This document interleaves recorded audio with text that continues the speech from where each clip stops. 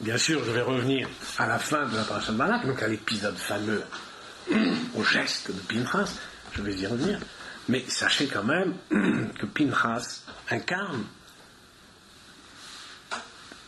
dans l'histoire juive, incarne la figure du canaille. Pas en français, canaille en hébreu. Bon, c'est un peu la même chose, je veux dire. Canaille, donc construit sur Kina. Canaille, c'est ce qu'on traduit en grec par zélotes, le zélote. Pinchas incarne la figure du zélotisme.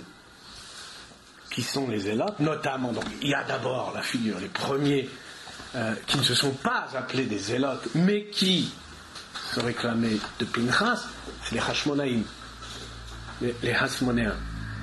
D'accord ? Ce sont des prêtres qui se sont révoltés contre les Séleucides, notamment Antiochos IV. Mais, plus encore, Pinchas incarne la figure du zélote pour les zélotes. Donc ce mouvement, vous savez, ce mouvement de zélote apparu au début de l'ère chrétienne, en l'an 4, en 4 de l'ère chrétienne, à l'occasion d'un impôt lourd que les Romains voulaient collecter. Il y a une révolte, et on a appelé ces révoltés, ils se sont appelés eux-mêmes des zélotes, Canaïm, et on a l'expression de Canaïm se retrouve dans le Talmud, on le verra, dans une Mishnah notamment, et nous verrons pas. Donc, dans l'histoire, Pinchas incarne tout sauf le courant pacifiste. Tout sauf les pacifistes. Pinchas, c'est la figure de la résistance à l'occupation, de la résistance à l'oppression. C'est la figure du juif vengeur, etc. etc. C'est ça Pinchas.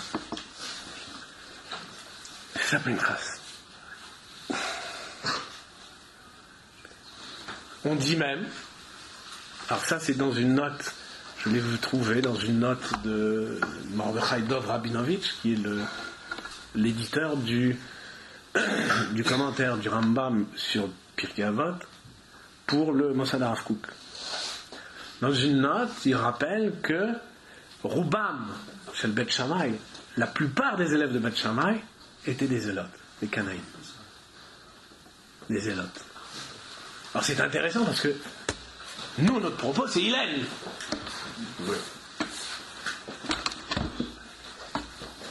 Le pacifique. C'est le Shammai, le vindicatif. Pourquoi donc cette malice de Rashi? Parce que Rashi ne pouvait pas, n'ignore pas, parce que, encore une fois, sur Malachi, dans son commentaire sur Malachi, il dit bien que ce verset parle de Pinchas. Pourquoi cette malice de Rashi? Que nous citer pour dire voilà d'où sait-on qu'Aaron aime le shalom de ce verset là de Malachi. Mais le verset il vient de la Tosefta, de l'Avot de Rabbi Nathan, non? C'est pas Rashi qui l'amène. Non. Je n'ai pas vu ce verset dans l'Avot de Rabbi Nathan. Tu l'as vu? Il me semble, je vérifie. Peut-être. Alors moi je l'ai trouvé ailleurs. J'ai trouvé ailleurs cité dans le Midrash. Mais nous verrons dans le Midrash sur Pinchas et j'y reviendrai.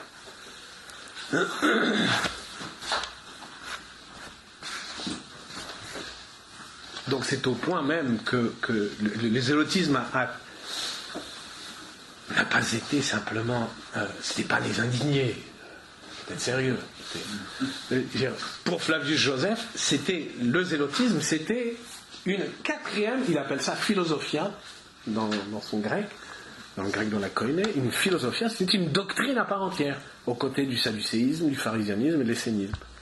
C'est une quatrième doctrine, le zélotisme. C'est Flavius Joseph qui note. Donc c'était important, c'était une affaire sérieuse.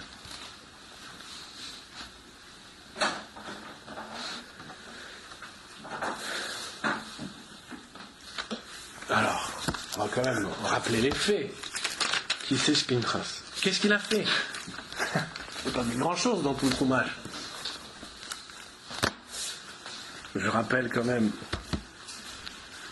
j'essaierai d'être, puisqu'il y a des oreilles délicates, j'essaierai d'être, comment dire, bon, naki. Hein? Aérien. Immatériel. Hine ish mine Israël ba, donc vous savez, donc après l'affaire de Bilam, on raconte, donc à la fin de la paracha, qu'un homme, un prince d'Israël s'est levé, est venu, Vayakrev Elechav et Midianit, accompagné donc d'une Midianite, d'une Madianite, l'aîné Moshe, l'aîné Kolarada ben Israël, aux yeux même donc, de Moshe et de toute la communauté d'Israël, Vehema Bochim, lesquels pleuraient. On dit rien d'autre, hein? Voilà, c'est très. Je n'en dirai pas plus. Vayar Pinchas ben Elazar ben Aaron HaKohen. Pinchas voit la chose. Pinchas, fils d'Elazar, fils d'Aaron le Kohen, Vayakom mitoch haEda, il se lève du sein de la Haïda. Vaikar, Omar Beyado, prenant dans sa main donc une javel, Vayavo Achar Ish Israël, il suit Ish Israël, cet homme d'Israël, et la Kouba, dans la Kouba. Il va donc il le suit jusque dans la Kouba. La Kouba, c'était quoi? C'est quoi? C'est les temples de prostitution. Donc les Juifs, enfin les Hébreux, bon, les Israélites, avaient dressé, donc après l'épisode de Bilam, je dirais même sous le coup de la bénédiction de Bilam, les Israélites ont dressé dans le camp des temples de prostitution, des bordels, ce qu'on appelle en hébreu Kouba. Il est rentré dans la Kouba avec cet homme. Il a suivi cet homme dans la Kouba. Et il a transpercé les deux, l'homme et la femme. Parce que il était, non, on rappelle qu'il était accompagné de la Madianite. Etc. Voilà, etc. Et là, l'épidémie s'est arrêtée. Voilà qui fut Pinchas. On ne sait de Pinchas à peu près que cela dans toute la Torah.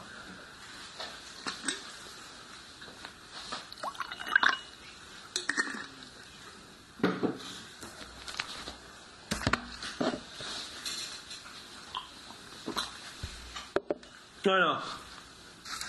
Les choses sont compliquées. Le verset de Rachid, c'est une Malachi 2, 5, c'est ça? Ouais, 2-5. 2-6 qui est cité par la Tosefta. Ouais, mais c'est le 2-5.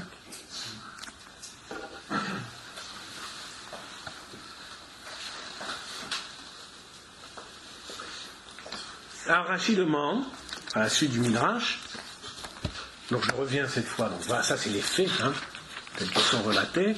Je reviens maintenant au Brit Shalom, et tout le monde se demande, tout le monde s'étonne, tout le monde se demande, mais pourquoi dit-on Pinchas ben Elazar ben Aaron HaKohen? Pourquoi dit-on Pinchas, fils d'Elazar, fils d'Aaron HaKohen? Lorsqu'on veut identifier un homme, on dit c'est un tel, fils d'un tel. Quand vous ouvrez un livre, un tel, fils d'un tel. On ne remonte pas jusqu'au grand-père. Pour Pinchas, on remonte jusqu'au grand-père, jusqu'à Aaron. Pourquoi? D'accord? Ouais, c'est une question. Ouais. Et alors? Pourquoi? Et il dit Rashi, suivant le Midrash, le fish ayu hashevati mevazim oto. Tous les autres Israélites, mevazim oto, le méprisaient. Pourquoi? Pourquoi le méprisait-on?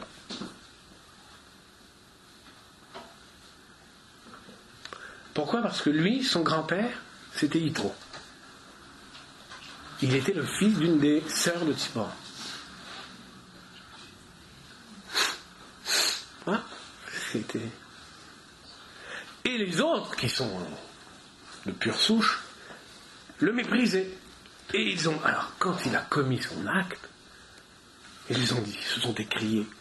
Aritem ben poutisé. Chez Pitem Avimo Agalim la Vodazara. Varag Nessi Shevet Misraël. Quand vous avez vu ce bouseux dont le grand-père engraissait les veaux pour l'idolâtrie. Il a tué un prince d'Israël. Parce que Zimri, lui, donc il s'agit de Zimri, donc l'homme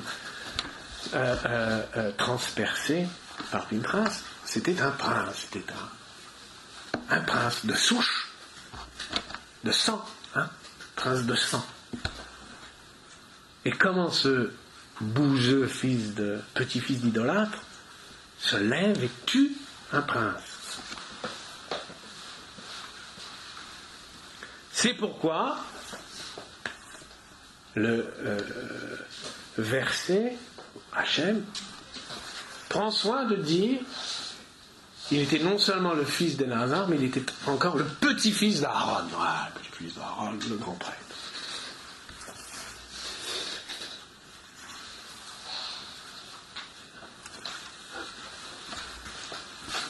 D'accord ?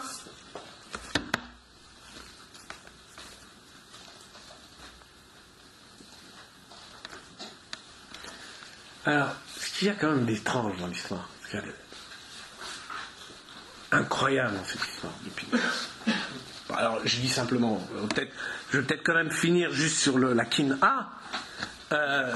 En gros, il a vengé, il a assouvi la vengeance du Béni soit-il, d'accord, disons, en tuant le prince juif qui s'acoquinait avec la Madianite. Seulement le problème, c'est quoi? C'est quand même un con. C'est que lui, Pinchas, il est fils d'une Madianite. Lui, c'est le fils d'une Madianite. Son père a épousé une Madianite. Il faut même se rendre compte de la chose.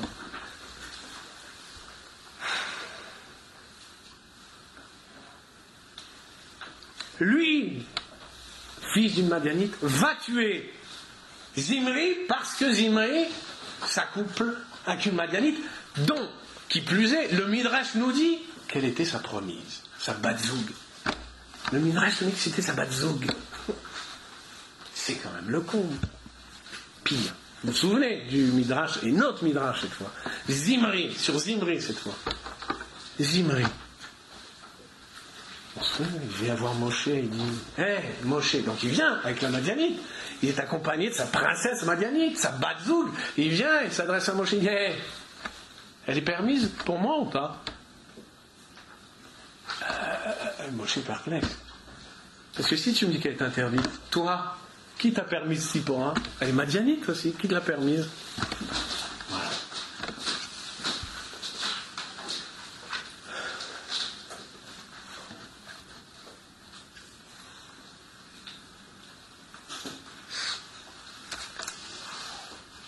Donc, ça c'est le contexte.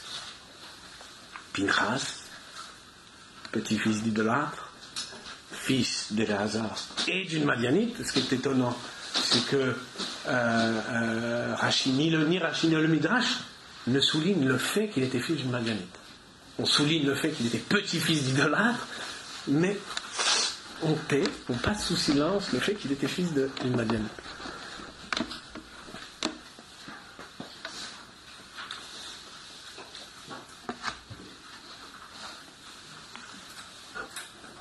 Donc,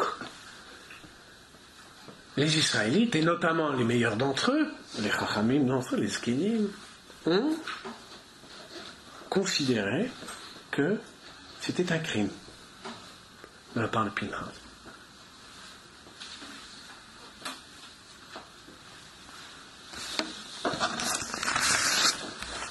Je vais vous lire alors ça c'est étonnant. Sur le Midrash, donc dans Pinchas, vous avez le passage du Midrash. C'est pas dans le Midrash.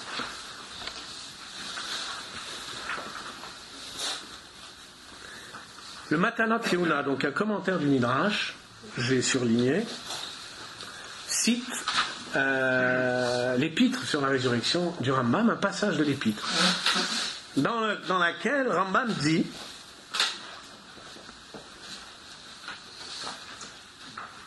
Amro be Midrash. On dit dans le Midrash, vous direz, alors c'est très étonnant. Bon, vous savez, c'est un mystère. Le Rambam cite très souvent le Midrash, des Midrashim dont on n'a aucune trace. Le plus célèbre, c'est sur Yichud Hashem, dans le Sefer HaMitzvot. Il cite le Midrashim. Aucune trace. Et celui-là, franchement, il est bizarre. Vous allez voir. Franchement. Mais ça, c'est amusant. Amoureux Midrash. On dit dans Midrash, qui Kesheba ou Alav les Horgo. Donc, les autres juifs, disons les juifs, pour simplifier, c'est un anachronisme, mais les autres juifs ont voulu le tuer. Pinchas. Pahad Ishmato, mi Pahdam. Il en est mort de peur. Mais littéralement, mort de peur. Pinchas. Venishar Kemet. Et on l'a laissé pour mort. Unfashot Nadav Avihu Shayu Adayin Meshotetot Sham. Et seulement, d'aventure, il y avait les âmes de Nadav Avihu qui étaient morts déjà, bien sûr. Cela va sans dire. Ils étaient morts brûlés. Et leurs âmes flottaient, se promenaient par là. Irgishu Badavar. Ils ont été affectés par la mort de Pinchas. Irzirulo Nafsho Bodocham. Alors que le corps était encore chaud, ils lui ont rendu son âme.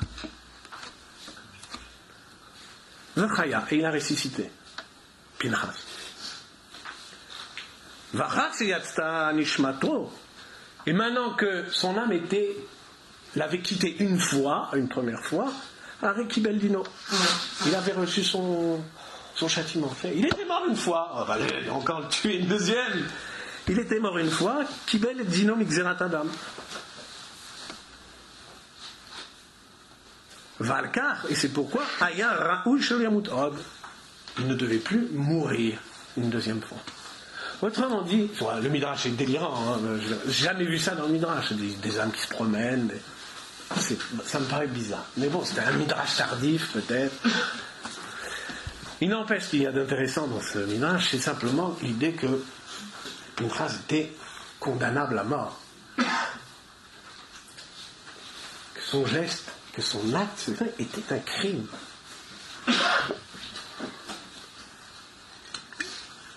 Et c'est le bon Dieu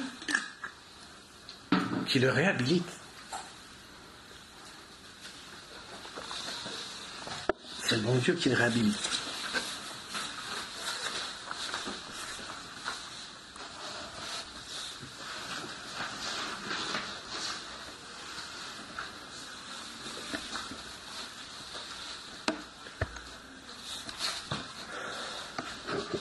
C'est une affaire très compliquée, l'histoire de cette affaire de Pinchas.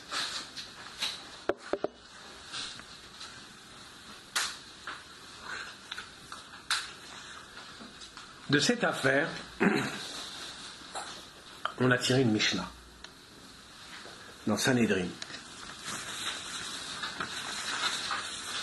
Vous avez la Gemara, on a tiré une Mishnah.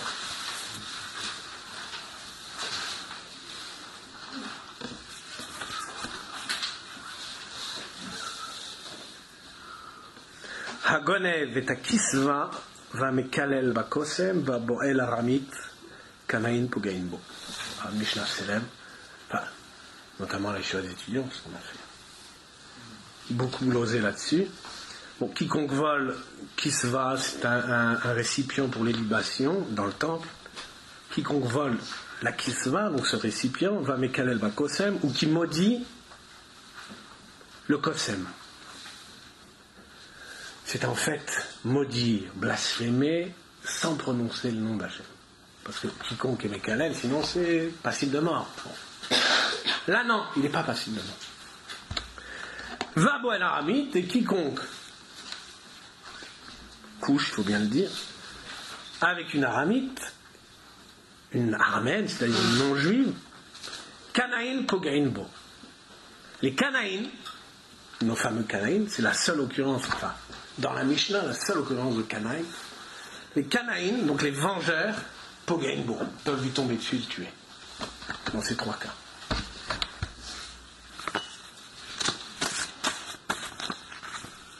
Voilà. C'est la seule halakha très, très étrange. Alors, en tout cas, vous pouvez déjà convenir avec moi qu'on est loin des parfums de pacifisme et des... Non, mais plutôt guerrier, c'est plutôt... Donc, les Kanaïn Pogaïnbo, les Kanaïn, les vengeurs, les zélotes, peuvent lui tomber dessus et le mettre dessus. Rashi, très important, Rashi dit, très important, Rashi dit, Kanaïn Pogaïnbo, les zélotes peuvent s'abattre sur lui pour le tuer. Bnei Adam Ksherim,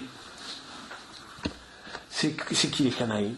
C'est les Bnei Adam Ksherim, des juifs honnêtes, de bons juifs, ouais, des hommes, mais bon.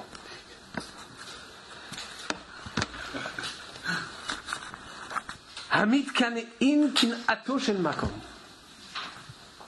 qui éprouve le désir de venger, d'assouvir la vengeance du ciel. Pogainbo, ils peuvent s'abattre sur, ils peuvent lui tomber dessus. Et qu'est-ce qu'il dit Rashi? C'est là que c'est fondamental. Rashi dit Besha'a Shero'in et Amasé, au moment qu'il voit l'acte se commettre, le crime se commettre, ou le délit se commettre, au moment qu'il voit le crime se commettre. Aval et achar mikan.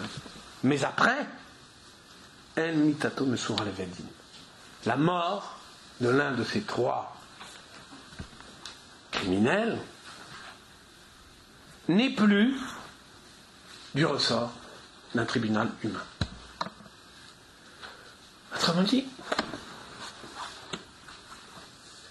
après le crime, il n'y a pas de... Il faut être assisté au crime, et c'est là qu'il est... Alors, on dit Kanaïn Pogaïnbo, les zélotes s'abattent et peuvent pour le tuer. Évidemment, Rafi n'est pas là, mais j'espérais qu'il soit là parce que il a pour Pinchas une véritable détestation. Pour lui, Pinchas, c'est le fanatique. C'est la figure même du fanatique. J'ai dit à Rafi, viens, je te démontrerai que ce n'était pas le cas. Et, tant pis pour lui. Rafi, pour l'instant, semble lui donner raison. Non, pas du tout. La Mishnah, peut-être, mais pas Rafi. Rafi, je vais vous montrer pourquoi. Tout semble comment dire, tout semble accablé Pinchas, sauf ce Rashi.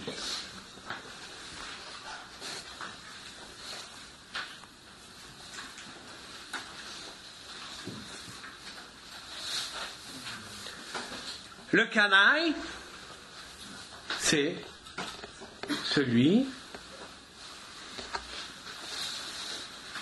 qui surprend en flagrant délit, surprenante en flagrant délit d'un crime. Alors, je ne reviendrai pas sur chacun de ces trois crimes. Hein.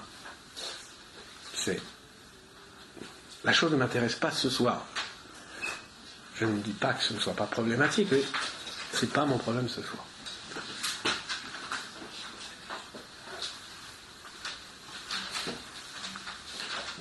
Le canaille, c'est celui qui, surprenant un flagrant délit de crime, se jette sur le criminel pour le tuer. Sans jugement.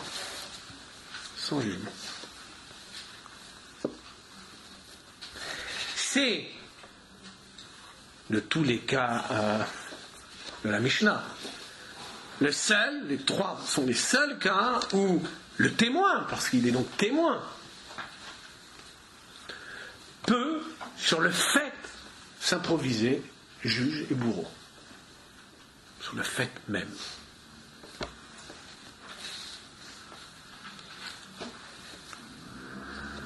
Eh bien, en vérité, alors, puisqu'il y a des spécialistes du droit parmi nous, en vérité, c'est une question.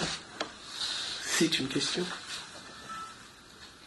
Pourquoi, en vérité, cette Mishnah, quand on la prend, quand on prend Rachid très au sérieux, c'est la condition, le flagrant délit.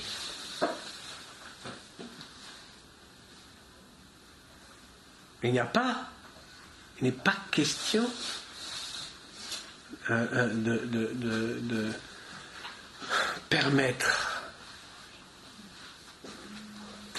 qu'on tue le criminel après son méfait. Il faut le surprendre en flagrant délit. La question, en vérité, se pose. C'est une question de droit. Pourquoi faudrait-il vouloir traduire en justice pour meurtre, par exemple, je prends un cas qui nous est plus simple, pour meurtre, un homme dont on est témoin qu'il tue. Pourquoi faudrait-il vouloir traduire en justice un homme qu'on voit tuer un autre? Je le vois tuer. Je ne parle pas de la question d'assistance à personne en vue. C'est un autre problème. Est-ce que je ne dois pas, au contraire, me jeter sur le criminel pour l'abattre? Un homme que je surprends en train de tuer un autre homme, pourquoi faudrait-il... on va le traduire en justice. Bon, vous allez voir que là, l'exemple est trivial, mais les conséquences en droit international sont énormes. Vous allez comprendre. Le fait d'être un juge, c'est pas gênant? Un quoi? D'être un juge unique. Mais il ne s'agit pas d'être un juge, justement. Il ne s'agit pas de juger. On juge quand une affaire se présente et une affaire... Là, c'est... Tu dis qu'on s'improvise juge et... Oui, c'était une manière de parler. Tu vois ce que je veux dire? C'est qu'on s'autorise à le tuer. Dans ce sens-là. Mais il n'est pas question, justement, de... C'est potentiellement sans fin aussi, ce qui se passe. Pourquoi sans fin? Si chacun se jette sur celui qu'il voit tuer. On voit souvent des gens tuer les autres. Ou le vaille que tu te jettes sur les gens que tu vois tuer. Tu vois une femme dans la rue qui se fait agresser, qui se fait... Le principe, si tu veux un jour de solde, ça peut être l'hécatombe quand même. Enfin, si chacun... Un jour de quoi? Un jour de grande affluence. Oui. Un qui tue, l'autre qui derrière voit qui tue, se jette pour le tuer derrière, etc. C'est comme les dominos, quoi, si tu veux. Je comprends pas. Je comprends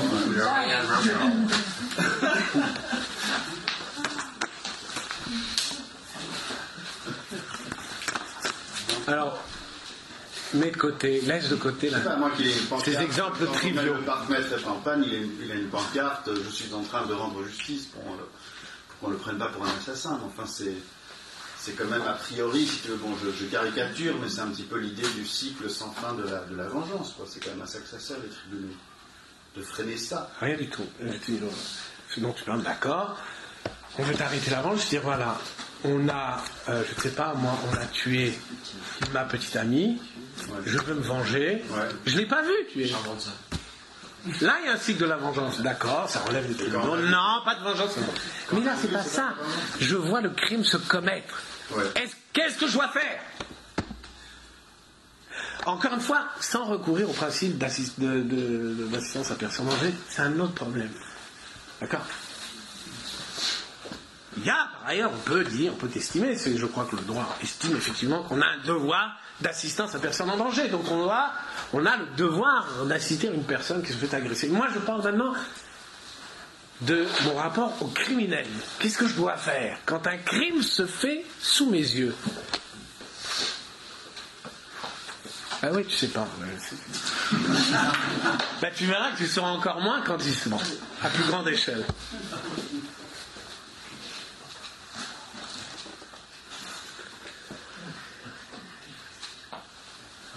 Au contraire, plutôt que d'attendre que la justice opère avec tout son appareil de procédure, etc. Pourquoi faudrait-il attendre? Pourquoi même devrais-je me porter témoin que je le tue sur le fait? Il n'y a pas plus juste. Admettons même que ce type, s'il était jugé, serait condamné à mort. Mais au contraire, je le prends sur le fait et je le tue. Je fais pas plus. Il n'y a pas plus. Quoi? Ça me semble bizarre. Que ça vous semble bizarre, me semble bizarre. Non, ça va pas de soi. J'ai pas dit que ça allait de soi. J'ai dit que c'est rationnel. Qu'est-ce que ce que tu vois, c'est pas forcément ce qui se passe en réalité. Donc la personne qui tue l'autre se défend et t'es pas sérieux là. Donc tu vas tuer la personne qui est... Non, il n'y a pas. Admettons, c'est pas que j'ai des doutes, que je me j'ai peut-être quelqu'un, il voit un type qui prend un grand couteau, qui va le planter dans la gorge de l'autre. Je vais pas me dire, attends, je vois peut-être mal, c'est peut-être que... Tu plaisantes, t'es pas sérieux. Non mais là, ça vous semble trivial, mais vous allez voir qu'en vérité, c'est des questions de droit international. C'est des questions de droit d'ingérence, etc. On va le voir. Hein? Oui, c'est Bernard, quoi.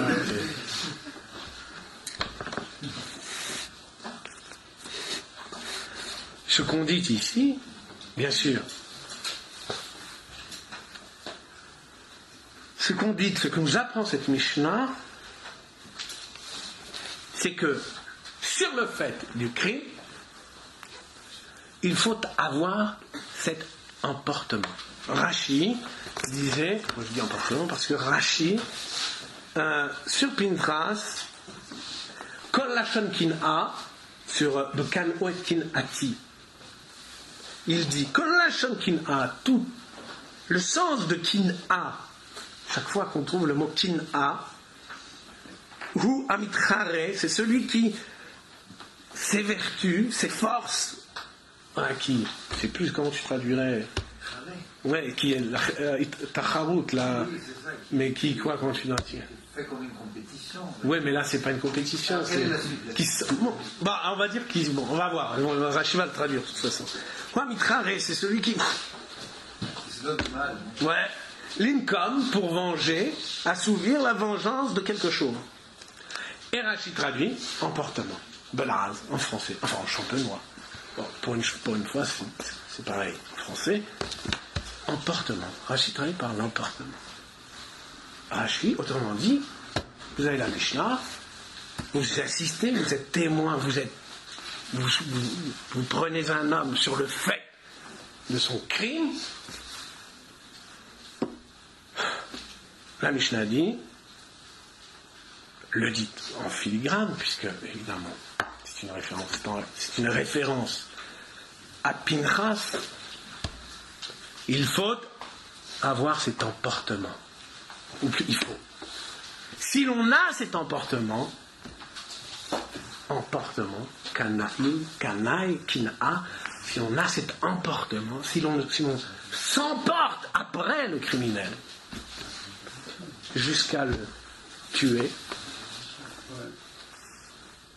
on est disculpé, on est quitte, naki. Comme Pinchas.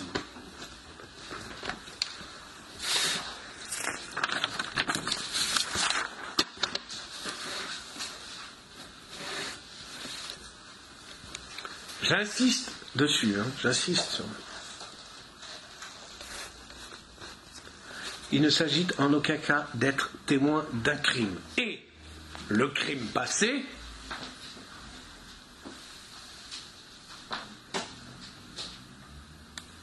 se faire justice soi-même. C'est pas ça du tout. Donc c'est pas ta vengeance, c'est pas ça du tout. Quand bien même on serait témoin du crime. Si le crime est passé, quand bien même on a été témoin de ce crime, il n'y a plus rien. Il n'y a plus lieu pour l'emportement. Ça relève de la justice. Non mais c'est vrai, c'est pas une question de devoir ou pas devoir, c'est une question de justice. L'emportement, c'est un coup de sang. Mais non, justement. L'emportement. Pas dans le sens de Rashi. Tacharout, c'est pas impulsif. La tacharout, c'est pas impulsif. L'emportement, c'est un emportement volontaire.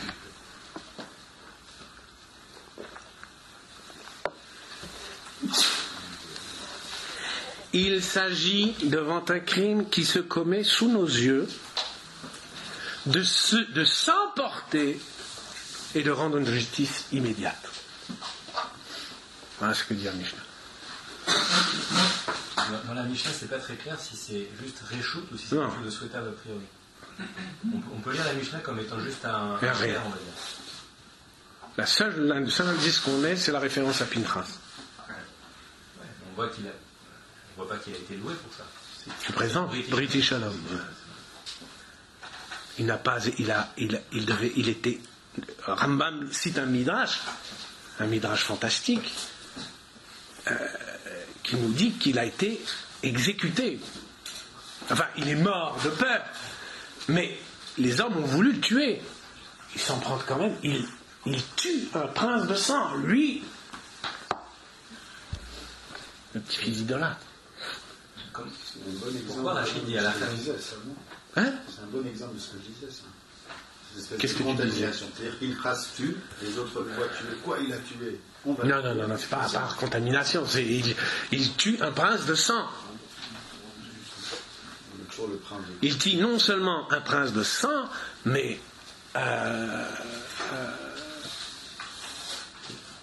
c'est un crime. Pourquoi il dit à la fin de Moshe Missinaï? La chose se complique d'autant plus, si tu veux, qu'il tue un prince de sang au motif qu'il couche avec une Madianite, alors qu'il est lui-même issu d'un mariage avec une Madianite. Hein? Pourquoi Rachid dit à la fin de Moshe Missinaï? Alors on apprend non, on n'apprend pas l'image. On apprend le caractère louable et a priori il n'a assez. C'est une question en soi, à part. Pourquoi on dit Alachal et Moshe Missinaï? Pourquoi Moshe dit Alachal et Moshe Missinaï? Pourquoi ne pas dire? D'autant plus que c'est une. On dit que Moshe ne savait pas l'Alacha pour nous. Voilà, il faut oublier, peu importe. Il ne la savait plus. Bon. Mais ça, c'est un autre problème. C'est pas. Il y a beaucoup de problèmes annexes. On va se concentrer sur. Encore une fois, je reprends. Par zélotisme, il s'agit, Kanaout, il s'agit, devant un crime qui se commet sous nos yeux, de s'emporter et de rendre une justice immédiate.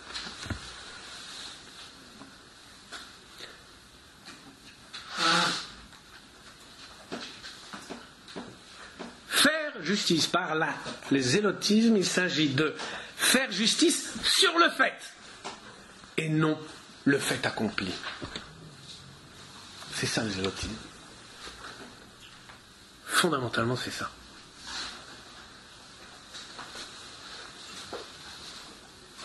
C'était ça la vertu, cet emportement, c'était ça la vertu de Pinchas.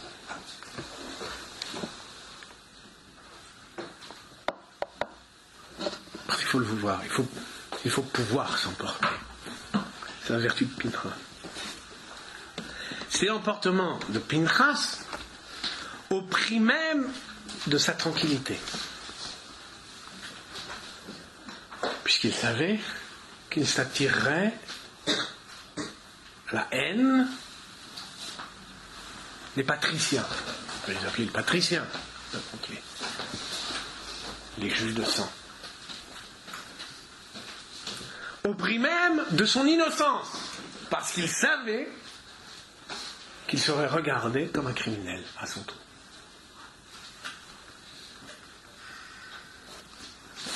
Il n'ignorait pas qu'il se condamnait à mort aux yeux de tous les patriciens juifs. Il n'empêche. Alors maintenant, extrapolons et faisons un retour à Munich. Pas les Jeux Olympiques, le Munich d'avant, le premier Munich. Qu'est-ce qui s'est passé? Illustration à l'échelle internationale. Les Allemands sont pris sur le fait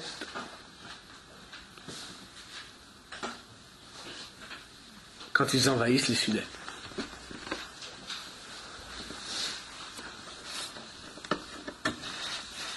Qu'aurait fait un zélote?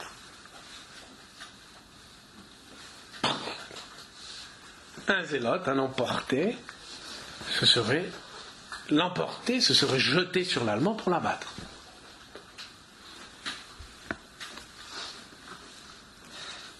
Donc tout le contraire d'une attitude pacifiste. Tout le contraire de l'attitude, notamment de Daladier et de Chamberlain. Est-ce à dire que Pinchas, c'est lui le belliciste, c'est lui le belliqueux?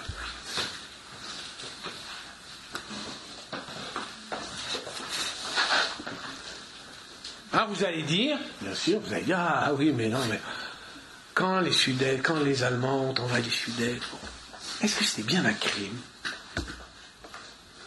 C'est ce qu'on leur a dit, ce qu'on lui a dit. Enfin, c'est ce qu'ils se sont dit. Bon, est-ce que c'était bien un crime, vraiment?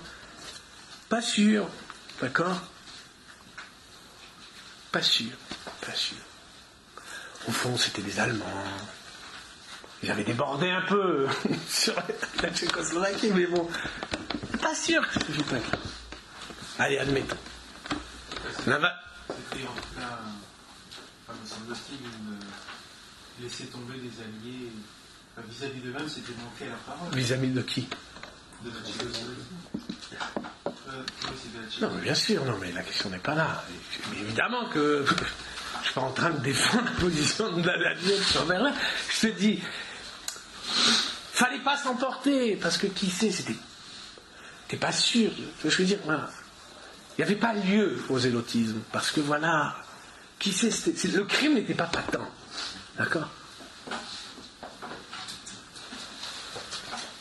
Alors vous avez l'invasion de la Pologne. L'invasion de la Pologne. Là, quand même, c'est la grosse mitraille, c'est un pays, il n'y a pas d'Allemands en Pologne, bon, peut-être quelques-uns, bon voilà, pas Varsovie, pas... Eh bien là non plus, pas sûr. Parce qu'il y a l'argument du Lebensraum, il y a l'espace vital. C'est là où ils ont été. C'est là où les Britanniques ont déclaré la guerre. Oui, non, mais après, d'accord, après l'invasion de la Pologne. Donc là, sur le coup, ils ont réagi immédiatement à l'invasion allemande. Admettons, mais pas comme les Canaïens. La preuve, les Français ont attendu. Les Anglais non plus ne sont pas allés... ils ne se sont pas abattus sur l'Allemand, si tu veux. Ils ont fait des rodomontades, on peut dire. Ils ont déclaré la guerre. Ah, c'est super, ça. Allô? On déclare la guerre. On la fait pas, on la déclare. Ils l'ont faite, la guerre. Ils l'ont faite. Non. Ah non, d'accord. Je ne sais pas s'il y a personne ne conteste plus aujourd'hui qu'ils n'ont pas fait la guerre. Donc, bon, des Khatsi Kanaï, allez, des demi-Kanaï.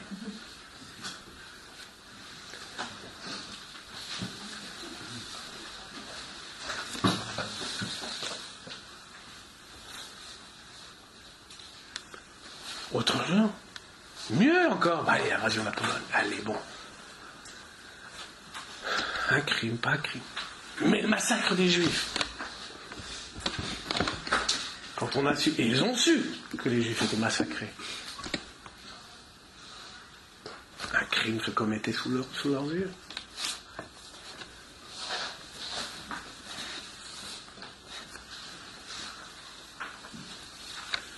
Était-ce indubitablement un crime? Ou bien fallait-il encore réfléchir au bien fondé de la solution finale, qu'effectivement il y avait un problème juif, ils y allaient un peu fort, mais quand même il y avait un problème juif qu'il fallait régler. Et peut-être aussi il y a quand même un équilibre des puissances. Comprends? On ne peut pas s'engager auprès des juifs sans mettre en péril l'équilibre des puissances qui... Encore une fois, pas l'emportement. D'accord? La question du pouce de... C'est la question, elle se pose du coup. Quand faut-il s'emporter? Quand faut-il s'emporter? Et quand faut-il s'arrêter de ratiociner? Quand faut-il s'emporter?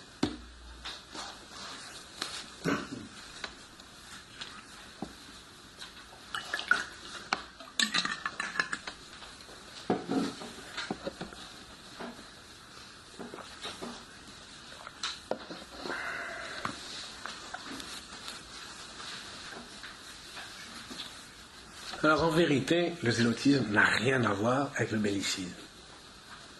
Rien. Pour une raison simple. C'est que le bellicisme répond exclusivement à une logique de puissance. Alors, sur le mode défensif ou sur le mode offensif, peu importe, il répond à une logique, il relève d'une logique de puissance, tandis que le zélotisme marque très exactement l'emportement face au crime au moment qu'il se commet. Ça n'a rien à voir avec le bellicisme. Rien.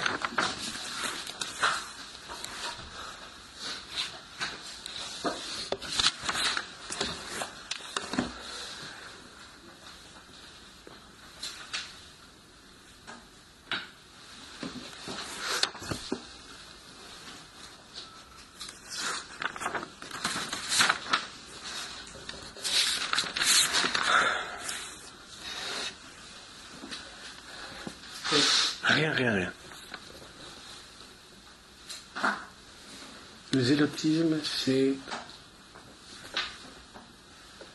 ça désigne très exactement l'emportement face au crime qui se commet et sans autre forme de procès. Un zélote, face au crime qui se commet, devant le fait criminel, ne délibère pas, il s'emporte. C'est le zélotisme.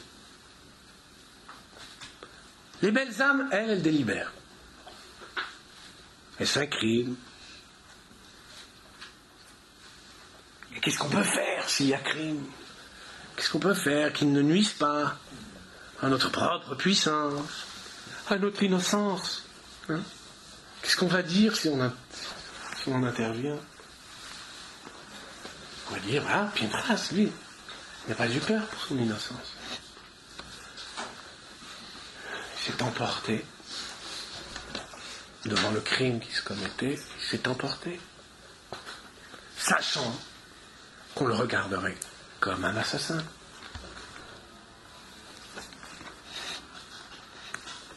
Les belles âmes, au contraire, laissent faire. Et s'il est avéré qu'un crime a été commis, alors on jugera les criminels. Voilà les belles âmes. C'est pour ça qu'il ne faut pas se laisser prendre. Le procès de Nuremberg, c'est une imposture.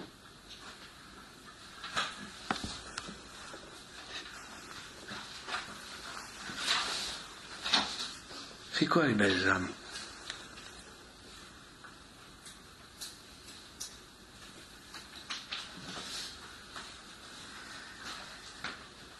On peut laisser faire.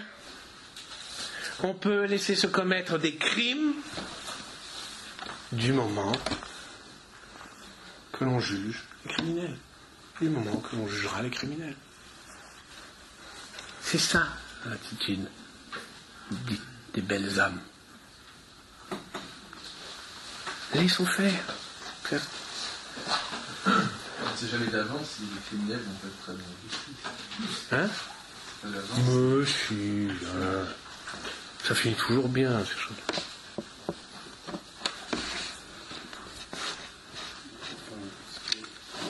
C'est un peu curieux dans ton analogie, c'est que tu parles d'un exemple d'identification du crime, enfin, ou du caractère criminel du crime ne va pas du tout de soi, et tu le reportes sur des exemples historiques où je crois le caractère criminel fait l'unanimité. Tu vois? Non, je vois. Qu'est-ce qui. Ou qui ou quel crime? C'est-à-dire que le problème, c'est pas de savoir, évidemment que si tu veux, face à l'invasion des Sudètes, de la Pologne, a fortiori face à l'extermination des Juifs, évidemment qu'on eût souhaité des réactions plus emportées. Parce que si tu veux, je crois que pour personne ici, le caractère criminel de tout ça ne pose problème. Si c'est bien beau de dire ça, effectivement. Mais je parle au présent. Au présent, mais tu places après. Comme toi, au présent. Non, moi c'était à titre d'hypothèse. Hein. Moi j'en sais rien de ce qu'il en était des Sudètes. Ok. L'hypothèse est vérifiée. Je veux dire, pour personne ici, ça ne pose problème. Or, ce qui me paraît compliqué, si tu veux, au regard de ce qui se passe avec Pinchas, c'est que, et j'en veux pour preuve la réaction même de l'Assemblée, enfin de ceux que tu appelles les patriciens, c'est que pour personne, il ne va de soi que coucher avec une Madianite, si tu veux, dans la Kouba, que ça ressemblait à la solution finale. C'est quand même là que, non, mais c'est, tu veux, dans le. Oui, mais c'est dans pas l'analogie, pour moi, le problème, c'est quand tu dis le non, mais c'est pas mon problème. Qui fasse ce crime, boum, tout de suite. C'est pas mon problème. Ton problème, c'est de savoir. Non, c'est pas mon problème. Ton problème, c'est. Mais pourquoi ce serait un crime de coucher avec une Madianite? Bon, d'accord, j'en sais rien. C'est pas mon problème. Mon problème, c'est, quelle que soit la nature de ce crime, j'admets, par hypothèse, que c'est un crime. Maintenant, on peut se demander pourquoi, en l'occurrence, c'était un crime. Donc tu vas dire que quand les nazis considéraient comme criminel pour un arien de coucher avec une juive, on n'a pas à s'interroger sur pourquoi ils trouvaient ça criminel. C'était des zélotes. Mais non. Je dis, j'en sais rien. C'est pas mon problème. Mon problème, c'est l'attitude c'est l'attitude du zélotisme. Dire que dans l'analogie que tu faisais, moi j'avais du mal à suivre. Voilà. Mais je n'ai fait aucune analogie. Je l'ai dit tout à l'heure. Il y a 3 exemples dans la Mishnah. Ces exemples n'intéressent pas mon propos. Ils sont intéressants, par ailleurs, mais ils n'intéressent pas mon propos. Pourquoi ce crime de Mekalel Bakosem? Pourquoi la réactivité comme telle. Voilà. Moi, ce qui m'intéresse, c'est le zélote admet que c'est des crimes. Oui, non, mais c'est tout le problème, c'est qu'il y a des zélotes comme ça partout et que. Mais non, mais arrête. Bon, d'accord. D'accord. Continuons. Est-ce qu'il n'y a pas un paradoxe? Si l'emportement se base sur la qualification de crime, puisque c'est à partir du moment où le crime est qualifié. Je ne nie pas comme toi, que le zélotisme puisse conduire par bêtise au fanatisme. Ah, bon. Non. Parce que je voulais dire, est-ce que c'est pas paradoxal parce que la qualification de crime, est-ce qu'elle présuppose pas justement le non-emportement? Pourquoi? Non, il y a une liste. Mais il n'y a pas de liste. Prends l'exemple d'un meurtre. Les 3 trucs qu'on peut. Ça n'a rien à voir. Je vais te dire pourquoi. Maintenant, je vais te dire pourquoi on parle de ces 3 cas. Qu'est-ce que ces 3 cas ont de particulier? Je vais en parler, mais c'est pas le. Je vais en parler bientôt. D'accord. Mais, enfin, je ne sais pas. Il ne s'agit pas de savoir. Quand un crime se commet, un crime, c'était pas pour un meurtre. Le meurtre. C'est pas trop de difficulté. Quand un meurtre se commet, il ne s'agit pas de savoir, voilà, vais-je qualifier cela de crime ou pas? Ah, c'est facile, puisqu'en disant que c'est pas un crime, on le qualifie. c'est pas une question. Que ce soit une immédiate affirmation, ça ne va pas quand même parler d'une reconnaissance de dire ces crimes. D'accord, On alors. passe 30 ans, Et alors, donc. on passe 3 secondes, c'est exactement Alors le même mouvement. Donc Je quoi? ne vois pas la différence de nature entre l'emportement, qui est, j'y vois une qualification immédiate et dans le temps même. Mais non. Et quoi? Et le fait de tergiverser, d'attendre, voilà. À part dans le temps. Mais il n'y a pas de différence dans le temps, c'est que...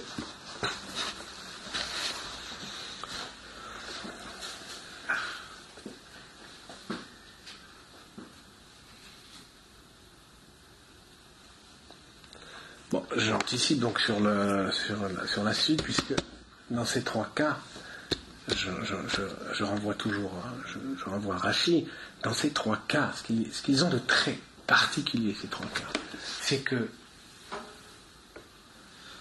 sitôt le crime commis, ils perdent leur caractère criminel. Ils n'ont plus de caractère criminel, du moins pour les hommes. Ils ne revêtent de caractère criminel que sur le fait qu'en flagrant délit.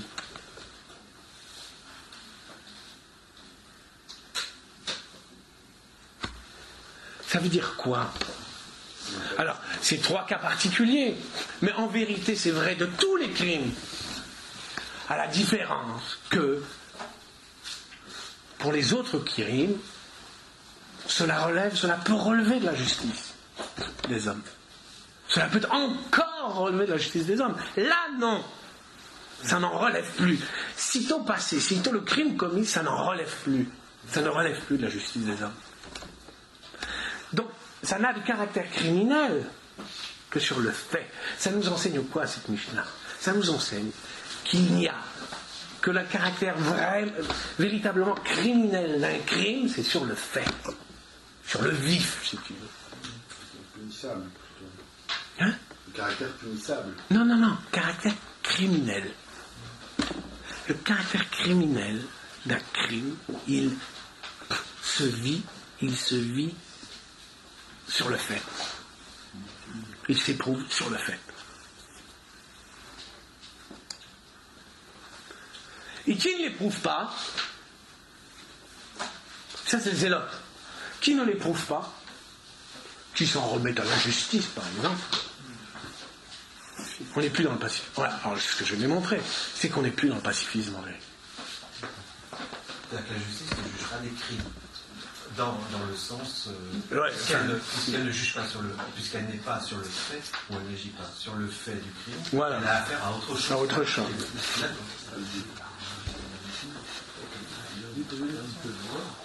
C'est quoi la définition d'un crime? On parle de crime, mais de quoi on parle? Je comprends pas la question. Dans les exemples qui sont donnés ici, c'est une exception particulière du mot crime qui est par rapport, on va dire, aux lois de la Torah. Peu importe. Non, c'est ça de quoi on parle. C'est vrai que tout crime. La seule différence de ces 3 cas. Il faut passer des lois communément admises, c'est ça? C'est ça le crime? Non, ça c'est. Non. Non, mais c'est une vraie question que je pose. Après, ça correspond parce que dans le cas de Boel Aramite, personne n'est lésé. Aramite est consentant, le Boel est consentant. Donc. Est-ce que le fait d'appeler ça un crime, c'est vraiment légitime? J'en sais rien, c'est la question de... Non, mais ça peut être assourd sans être un crime. D'accord. Mais pourquoi appeler ça un crime alors? Bon, bah, tu serais pas un zélote. C'est rien. Tu te dirais, bah, quelqu'un me dit que c'est un crime. Lui, il est consentant, elle est consentante, ils s'aiment, c'est l'amour. Alors pourquoi c'est un crime? Bon, d'accord, c'est pas un zélote. C'est l'archétype qui est donné pour ce cas de Knaïm Pogingo. Non, c'est pas l'archétype. Hein. Il y en a 3, il n'y a pas d'archétype. Il y en a 3. C'est le seul qui est dans la Torah. Et non, il y a Pinchas. Il y a la question. On apprend le côté a priori. Parce que oui, mais le problème de Pinchas, je vais te dire que même le cas, je prends l'exemple de Pinchas, c'est tellement complexe. Parce que Moshe et Maria, qui est une médianite, son grand-père est marié avec lui, son père était marié avec une médianite, lui-même est fils d'une médianite, et il tue un type qui couche avec une médianite. Donc il n'y a rien de plus compliqué que cette histoire.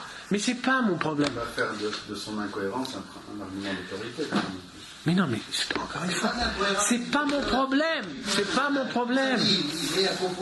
Mais non, mais c'est pas, Pablo, c'est pas le problème. Il est plus royaliste que le roi parce qu'il veut se... Mais non, arrête, ça y est, il me casse tout. Les gens qui psychologie, tout le monde a une psychologie. Il a tué son complexe. C'est pas le problème. Mais... C'est ça, tous les psychopathes. Pinchas avait conscience. On s'égare là, monsieur. Tu peux lui reprocher de s'être emporté sur tel crime. Ah non, mais ça, Pinchas, t'es fou quoi. C'est super, Madiani. Tu peux dire ça. Mais c'est pas mon problème, c'est pas ça. Ce qui m'intéresse, c'est qu'il ait pu s'emporter. Non, tu dis non seulement c'est problématique, mais Quoi encore mieux, son propre père, Moïse. Oui, mais c'est ça qui... Comme si le fait que c'était encore plus incohérent qu'on le pense, ça rajoutait à ça. Mais c'est pas... d'autorité. Non, mais c'est un autre... Sa propre mère. C'est un autre problème. La question de la Madianite, c'est un autre problème. C'est la question de l'universel. Bon, c'est une autre question. D'accord ? C'est une autre question. Il n'empêche que, si l'on admet que c'était un crime, D'accord. et je l'admets, Ouais. mais par hypothèse, encore une fois, pas par conviction, ni rien, rassure-toi. Par hypothèse, simplement. D'accord ? Ce qui m'intéresse, c'est son emportement devant le crime. C'est ça qui m'intéresse. Parce qu'il y a peu d'hommes qui soient doués d'un tel emportement. Oui, Dieu nous préserve de... Voilà, Dieu nous préserve. de ce type d'emportement. Tu as tort. Tu as tort. Si par hypothèse c'est un crime, l'action du Pinchas est justifiée. Il n'y a pas à dire, Mais oui. oh ok, Dieu nous préserve de ceci. Au contraire, il faut qu'il y ait beaucoup de Pinchas. Une hypothèse, c'est censé être vérifié quand même. Si on tue d'abord et on discute de l'hypothèse après, c'est un problème. Mais pourquoi on tue d'abord? Mais je comprends pas. Ça veut dire quoi on tue d'abord? Hein?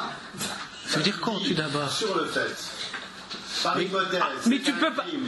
Sur le fait, le problème, tu sais ton problème c'est quoi? Tu sais ton problème c'est quoi? C'est qu'il faut, quand on dit sur le fait, c'est que des mots, mais il faut pouvoir se mettre, s'imaginer sur le fait. Mais ça on ne peut pas, parce qu'on serait soi-même incapable d'emportement. Alors à quoi bon tu vouloir l'imaginer? Tu ne pourras pas l'imaginer, parce que tu n'es pas toi-même capable d'un tel emportement. Tu te dirais très bien, hein? Tu vas délibérer, parce que tu es rationnel. Tu vois un crime se commettre sous tes yeux, tu es rationnel. C'est qu'encore une fois, on n'a pas les mêmes paramètres d'identification, ça rejoint. Ah, tu as recommencé. Non, mais ça, évidemment, parce que non, mais tu crois que le scepticisme, c'est quoi on l'a dépassé le scepticisme à l'égard du crime. Voilà. Le scepticisme n'est pas le maître mot en matière criminelle. D'accord? On poursuit, oui.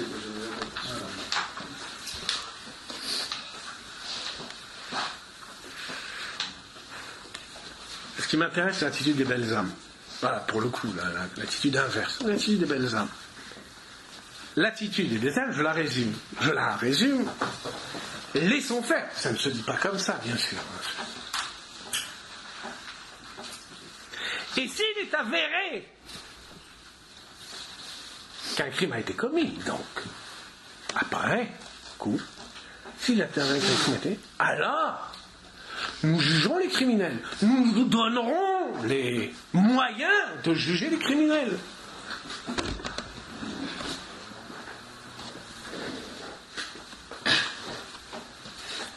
C'est pire, on peut bien laisser se commettre des crimes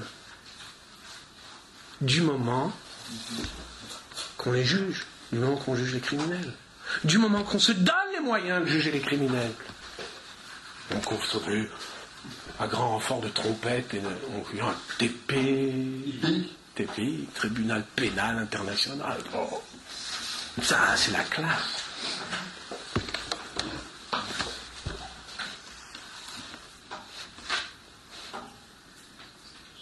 On a des tribunaux internationaux.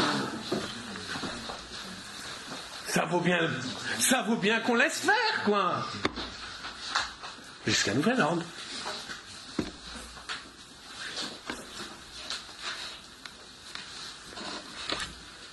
d'où je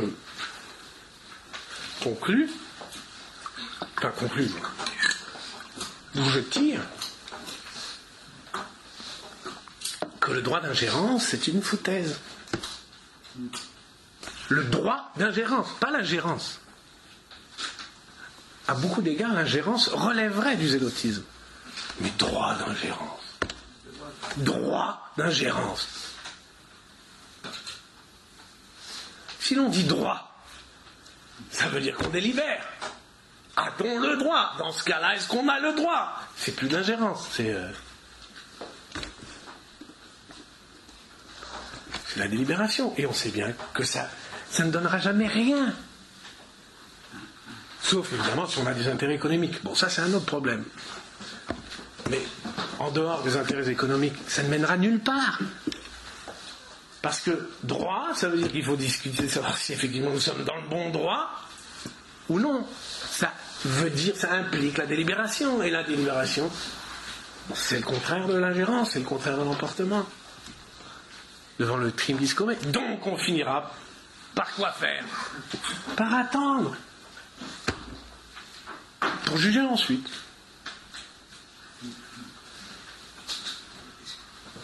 Quand on fait le choix de ne pas délibérer,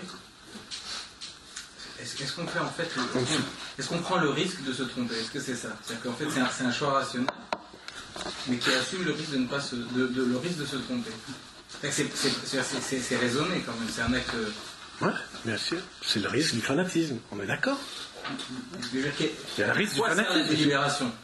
À quoi sert la délibération? On est capable de...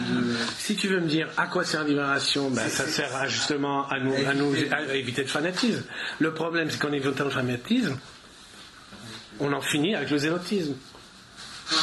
Donc c'est pas une solution. Qu'est-ce qui est problématique dans le fanatisme?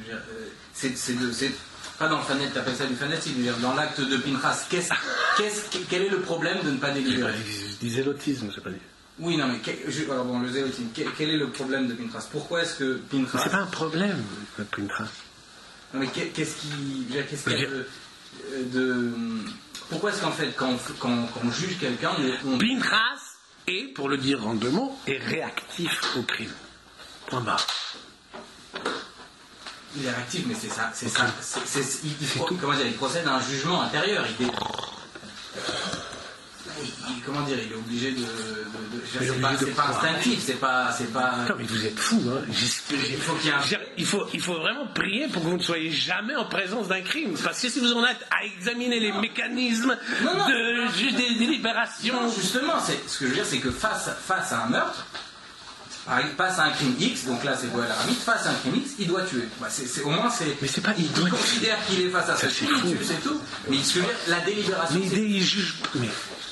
La délibération, c'est le fait de prendre le temps comme on dit, dans le jugement, de retourner le jugement de conscience, mais c'est prendre le risque de prendre. À quoi sert la délibération? Pourquoi est-ce que, comme tu dis, à chaque fois qu'on n'a pas qu'on est face à un crime, au lieu pourquoi le témoin, au lieu de prendre le temps... Non mais attends, encore une fois. Il peut arriver, encore une fois, ça je l'admets, il peut arriver que nous ne soyons pas sûrs d'être témoins d'un crime. D'accord. Dans l'hypothèse où nous serions sûrs qu'un crime se commette sous nos yeux, avant que nous soyons réactifs, on se dit très vite, je serai témoin. D'accord, mais à quoi sert la délibération? Pourquoi est-ce que ce que je demande, pourquoi est-ce que Mais la délibération, elle sert la justice, elle sert quand un crime a été commis, c'est fait. Il appartient à la justice maintenant si le criminel est identifié, le présumé criminel est identifié. Est-ce qu'il y a une différence dans le jugement immédiat et dans le jugement délibéré? Mais ça n'a rien à voir. Ça n'a rien à voir. Voir un crime se commettre et juger si un crime a été commis, ça n'a rien à voir. Qu'est-ce que tu me racontes?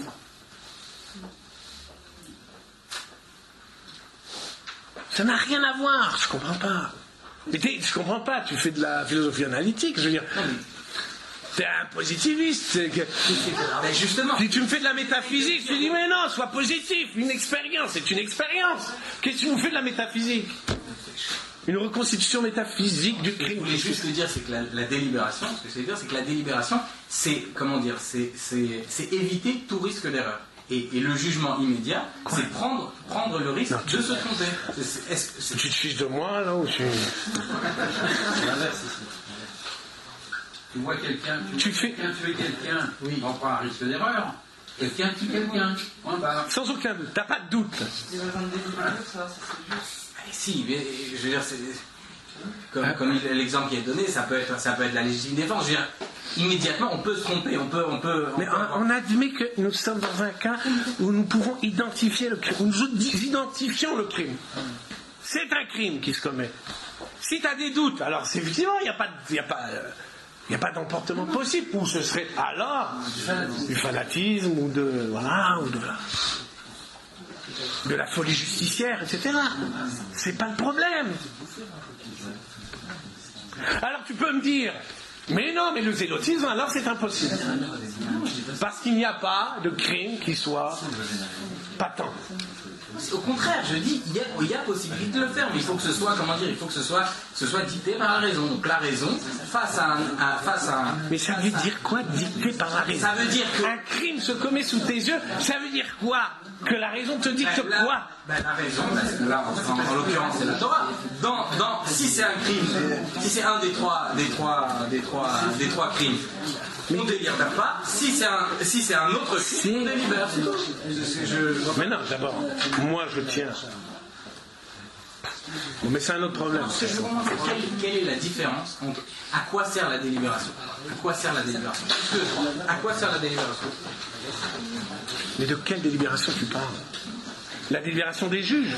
Oui. La procédure judiciaire? La procédure judiciaire. Elle sert simplement à juger le crime déjà commis. Seulement voilà, ça relève de la justice. Ce que tu apprends, c'est qu'un crime en train de se commettre ne relève peut-être pas de la justice. Au sens. D'accord, mais alors la question que tu as posée au début, elle revient. C'est pourquoi est-ce que quand j'assiste à un crime, je tue pas le criminel immédiatement? Je réponds à cette question. Pourquoi est-ce que quand j'assiste à un crime, tous les crimes, pourquoi? Non, c'est une question que tu peux avoir. Il n'est pas sûr qu'il n'y ait pas une extrapolation possible. Que ces trois cas, c'est pas la pouquée des autres. D'accord. Mais que ces trois cas. Un Shabbat, je pourrais, selon ton extrapolation, je pourrais le tuer immédiatement. Sans délibération. Non, mais ça, c'est un problème d'attention, etc. Non, mais je veux dire, un des cas de la Torah, j'ai choisi un au hasard, mais je veux dire, de tous les comment dire, mais peu importe facile de mort, je pourrais. Quel que soit le crime. S'il est avéré que c'est un crime. Donc c'est pas. Je veux dire, Non, mais ça, c'est. Encore une fois, ça, c'est mon hypothèse personnelle. Mais c'est un autre problème. Est-ce que c'est ces trois cas seulement, ou bien tous les cas? Et ces trois cas ont simplement quelque chose de très particulier, c'est que commis, il ne relève plus de la justice humaine. Sitôt commis, il ne relève plus de la justice humaine. C'est ça qui est...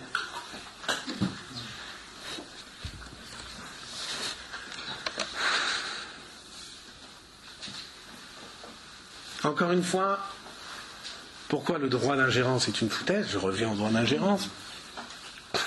Parce que l'ingérence ne relève pas du droit, mais de l'emportement, du zélotisme.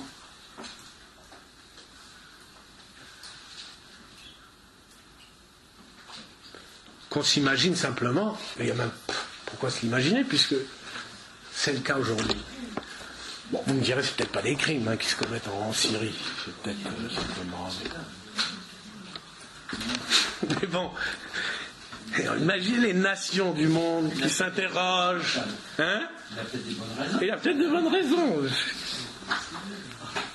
Bah, tu sais, il y en a pour te dire que oui, mais en fait, les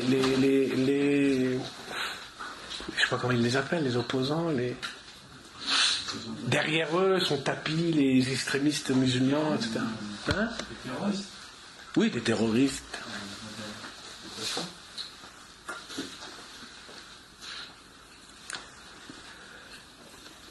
Donc la question, elle est sérieuse. Quand faut-il que l'on s'emporte?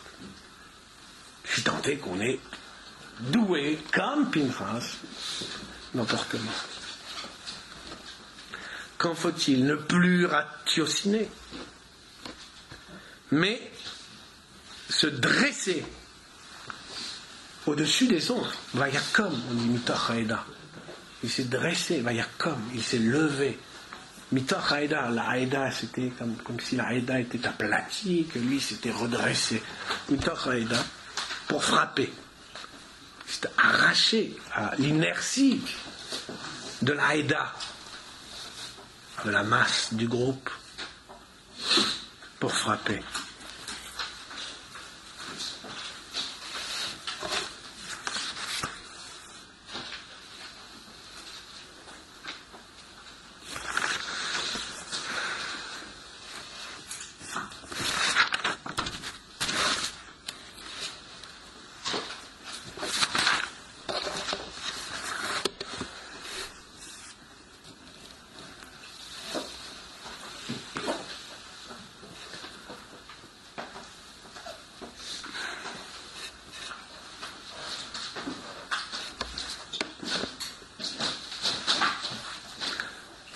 Encore une fois, les crimes, ces trois crimes dont on parle dans la Mishnah, ce qu'ils ont de particulier, c'est qu'ils ne revêtent de caractère criminel qu'au moment qu'ils se commettent. Sitôt commis, ces crimes n'ont plus le caractère de crime. Sitôt qu'ils sont commis, ces crimes n'ont plus le caractère de crime. C'est fini.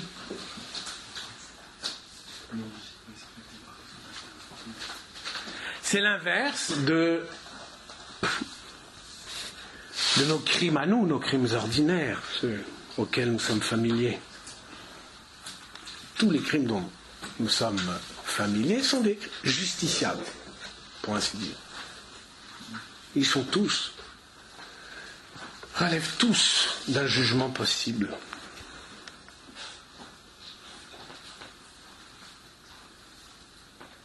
Alors, il y a peut-être même pire dans la doctrine occidentale.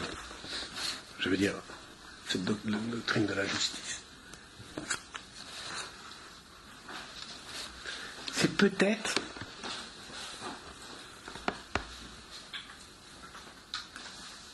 que les crimes ne sont jamais regardés comme des crimes qu'après jugement. C'est l'idée que les crimes ne sont jamais regardés comme des crimes qu'après jugement. Alors, rappelez-vous, on en a parlé quand on a parlé de la présomption d'innocence. Les crimes ne sont regardés comme des crimes qu'après jugement. D'où, me semble-t-il, l'imposture, je le répète, l'imposture des procès Nuremberg et des procès Eichmann. Pourquoi?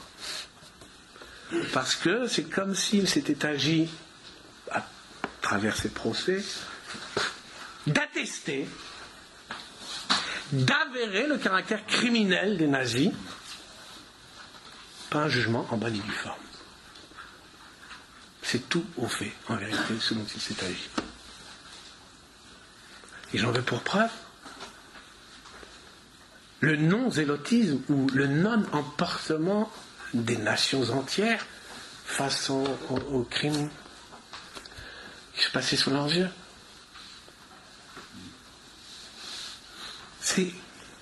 Ça va de pair. Ça va de pair. Tout comme ils n'ont rien fait pour les Juifs qui se faisaient massacrer, ils ont, avec la grande pompe, ils ont mis en scène le procès des criminels nazis. Et les Juifs ont fait pareil, je veux dire, avec le procès Eichmann.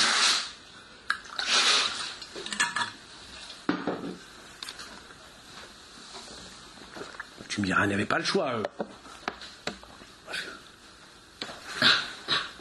Ils étaient les victimes. Du temps qu'Eichmann commettait ses crimes, c'était les victimes. Ils ne pouvaient rien. Bon, alors, ils ne pouvaient plus que le juger. Mais les autres, avec le procès Nuremberg.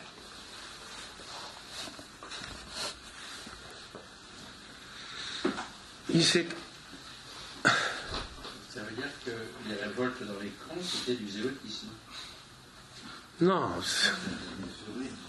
Ouais, c'est différent. C'est pas sûr. D'abord, quand une victime se défend, c'est pas du zélotisme.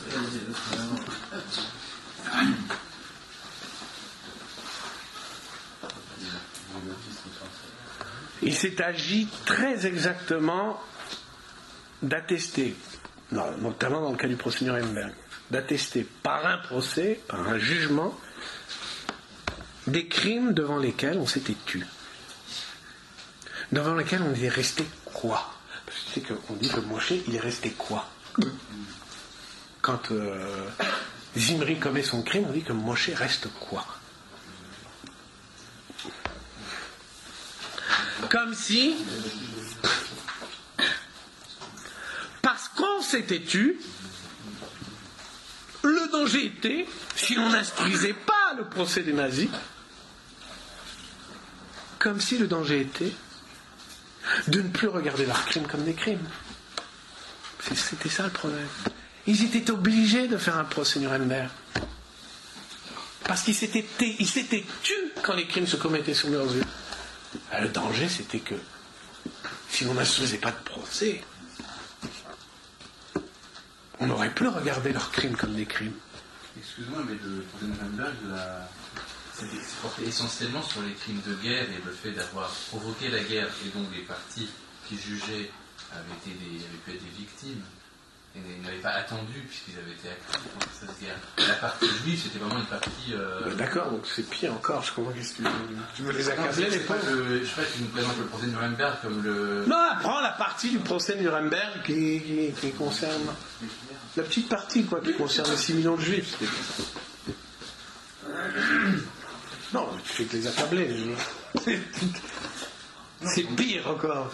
Il n'y avait pas l'idée à ce moment-là de faire un procès consacré à l'extermination. Consacré, non, mais avec un volet. Voilà. Un volet.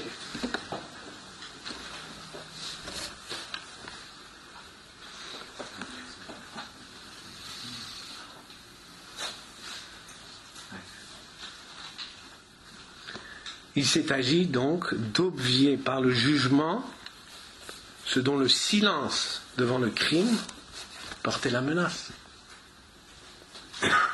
C'était ça. C'était ça.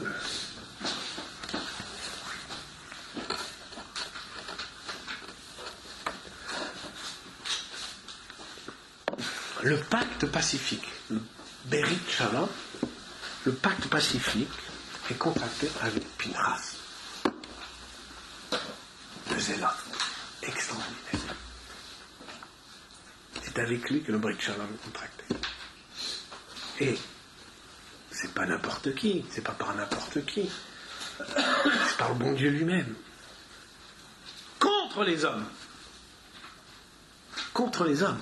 Parce que tous les hommes voulaient la peau de Pinchas. Contre les hommes. Tu sais ce que dit le Midrash? Le Midrash dit toujours... Alors, je vous passe sur le début du Midrash qui dit Amar Kadosh Baruch Hu bedin hu sheitol sechao. Il est juste que Pinchas reçoive sa récompense. C'est pourquoi il dit Hineni noten lo et beriti shalom. Je vais lui donner mon alliance pacifique. Pourquoi? Shalom gadol, grande est la paix. À Shalom, Shenitan et Pinchas, cette paix qui fut donnée à Pinchas. She'ein ha'olam mitnaheg ela b'shalom, car le monde ne saurait se conduire que par la paix, que par le Shalom, etc., etc. Et on en fait des tartes à la crème sur le Shalom. Lui,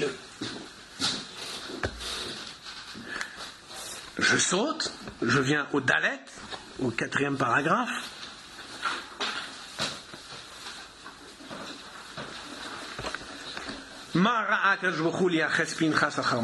Donc pourquoi le Saint soit-il retrace la généalogie de Pinchas jusqu'à Aaron après cet acte-là qu'il a? Alors on l'a vu, Rachid le citait, ce Midrash, parce que voilà, les patriciens voulaient sa peau, en disant, je ne comprends pas, ce petit-fils de païen tue un prince de sang. La Renama, c'est pourquoi Hachem a dit, Hineni noten et beriti shalom. Je lui donne, voici que je vais lui donner mon alliance pacifique. Pourquoi? Sha'adain hukayam. Sha'adain hukayam. Parce qu'elle existe encore. Grâce à lui, la paix, le shalom, existe encore.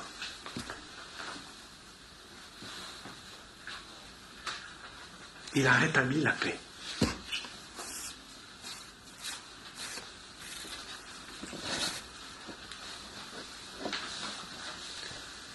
Le pacte pacifique et par voie de conséquence celui de la prêtrise, puisque la prêtrise va passer dans les mains de Pinchas, est contracté avec un homme, l'homme capable de s'emporter devant le crime,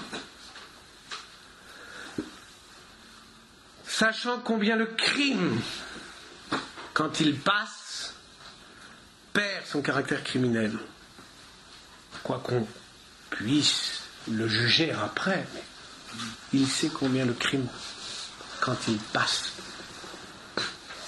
perd son caractère criminel.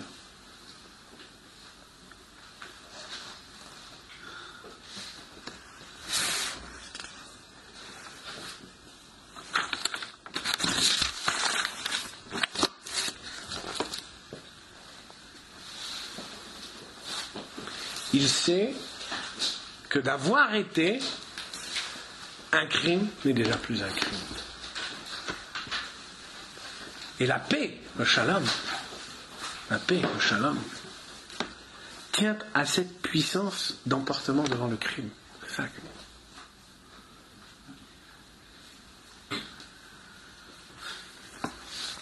Hineni noten lo et beriti shalom sha'adayin hukayam. Est-ce que c'est valable pour les trois cas? C'est la question qu'il a posée. C'est la question qu'il a posée. Je tiens que dans les trois cas de la Mishnah, il n'y a plus le crime commis, sitôt commis, il n'y a plus du tout de caractère criminel. Ça perd tout caractère criminel. Dans tout autre crime, il reste un caractère criminel qui relève, il reste un caractère criminel qui relèverait de la justice humaine, mais qui n'est pas, mais il y a perte sitôt que le crime est commis. Il y a dans tous les cas perte d'un caractère, du véritable caractère criminel du crime. Même s'il reste dans tous les autres de quoi intéresser la justice des hommes. De toute façon, la procédure canonique fait que devant tout crime, la Tra'a fait qu'on est tout de suite en perspective du jugement à venir. Donc, de fait, c'est extrêmement les cas dans lesquels, puisqu'il n'y a pas de, manifestement ces cas-là, il n'y a pas de Tra'a. Là, pour le coup, ça c'est extrêmement rare de trouver dans les textes talmudiques devant des cas où c'est pas le règlement par la justice qui est visé, puisque de fait justement la trace, c'est. Oui, mais alors pourquoi est-ce qu'il y a trace? Là, il t'explique bien pourquoi est-ce que une fois le moment passé, dans ces trois cas spécifiques, on ne peut plus les juger, parce qu'il ne reste plus rien. Et pourquoi est-ce que dans les autres cas, dans tous les autres cas, pourquoi est-ce qu'on ne peut pas les tuer immédiatement? Pourquoi est-ce qu'on ne peut pas appliquer la sentence immédiatement? Pourquoi est-ce que le aide est matré plutôt que nos ken? Pourquoi est-ce que le aide doit, plutôt que d'assumer la vengeance, pourquoi est-ce qu'il est matré? Pourquoi est-ce qu'il doit avertir? Et lui dire, si tu agis ainsi, tu vas encourir telle peine, etc. Entre parenthèses, sans compter le fait que c'est aussi extraordinairement problématique, cette façon de être qui dit fais attention parce que si tu fais ça, tu vas être à la bon, c'est aussi délirant. Encore une fois, c'est une autre question de savoir. Il n'est pas sûr qu'il ne puisse pas y avoir une extension du Kanaïn Pogaïn Bo s'agissant des autres crimes.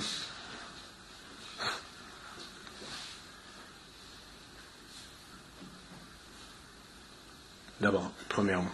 Deuxièmement,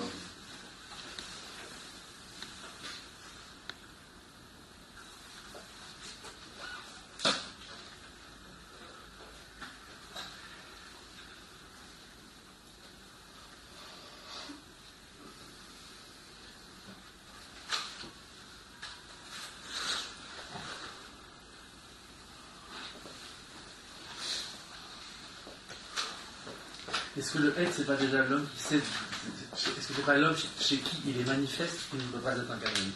Vous ne pourrez pas proposer cette hypothèse-là. Le être, c'est celui qui sait subjectivement qu'il ne peut pas être un canoniste.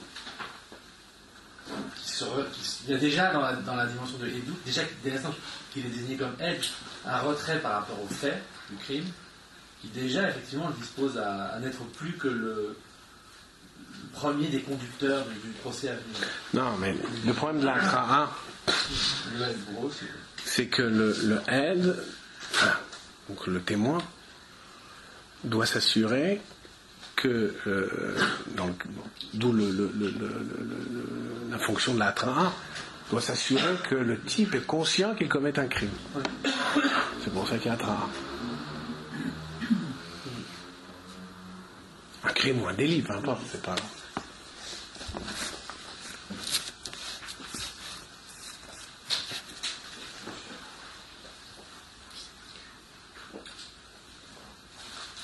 Quand on est assuré, quand on le voit, quand il commet malgré tout son crime, il n'y a pas là, de la part du témoin,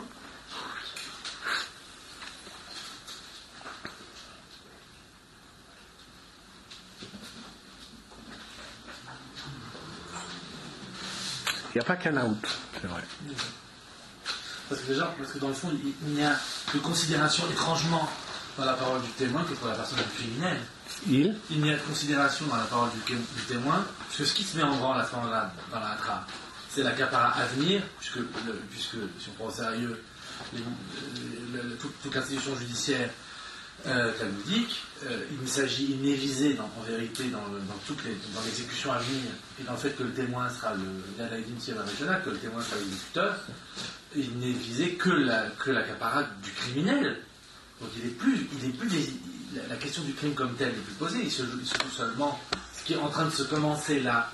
T'es conscient, ton acte est une faute, ta faute te tue, ton riumita sera me rappelle. C'est tout ça qui se joue dans l'institution judiciaire juive. Il n'est en vérité question que de la personne du criminel et pas du crime. Donc effectivement, peut-être qu'on pourrait proposer que le témoin serait celui qui ne verrait dans le crime que la personne du criminel, tandis que le Canaï verrait dans le crime lui-même.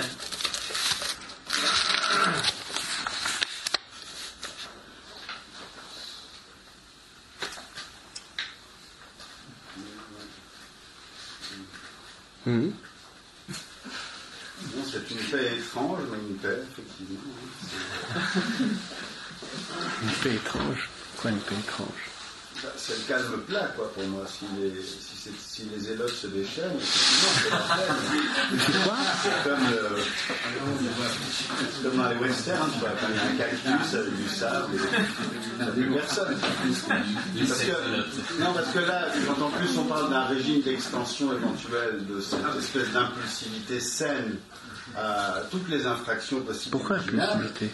Il faut quand même bien voir que les infractions dont on parle, ça s'attrape comme un sourire, quoi. Je veux dire, n'importe quel. On n'est pas en train de parler de crimes de sang, quoi. On est en train de parler d'une tranche de jambon. On parle de ça, quand même. Ça, c'est bon. Il n'y a pas de peine de mort pour le jambon. Donc quoi? J'ai pas compris. Je ne vois pas qu'est-ce qui te motive dans cette hypothèse de l'extension éventuelle du zélotisme, tu vois, à la moindre infraction. Je ne vois pas où. Enfin, quelle perspective, quel projet de paix tu vois exactement là-dedans, je ne comprends pas. Mais c'est parce que tu vois pas. On voit l'Aramie, quoi. Je comprends pas. Pour faire vite.